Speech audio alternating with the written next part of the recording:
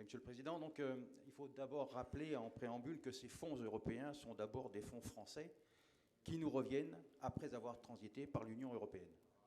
La question qui nous est posée dans ce dossier, c'est d'estimer la pertinence du transfert de plus de moyens de l'État vers la région.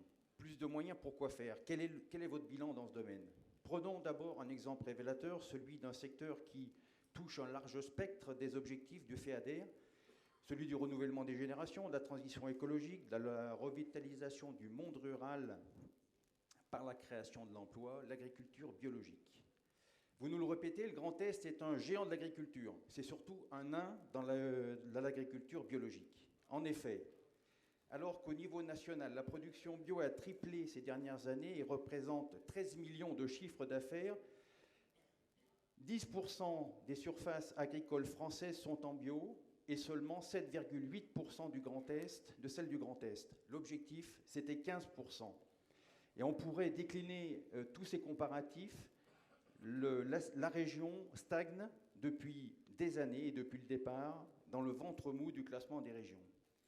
Cette situation n'est pas le fruit du hasard, c'est la marque du manque de volonté d'accompagner le changement d'échelle du bio dont nous devons tous nous féliciter.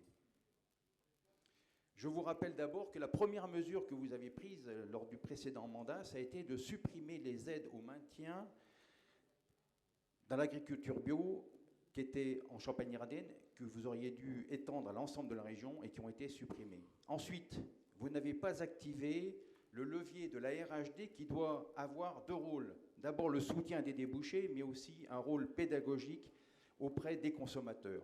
Ce sera une de nos priorités. De plus, vous organisez la confusion des labels en mettant en concurrence le bio avec le HVE beaucoup moins vertueux. Nous clarifierons la situation pour plus d'efficacité. Enfin, le manque de stratégie est révélé par un indicateur très inquiétant. La région est 9e sur 13 pour le nombre d'entreprises de l'aval de la filière. C'est un obstacle au débouché. La conséquence, aujourd'hui, c'est le prix du lait bio qui est inférieur au prix du lait de base. C'est la baisse de 20% du blé tendre, réduisant de 100 € à la tonne les revenus de nos agriculteurs. Dans mon département, 20% des agriculteurs en bio pensent arrêter leur activité. C'est alarmant.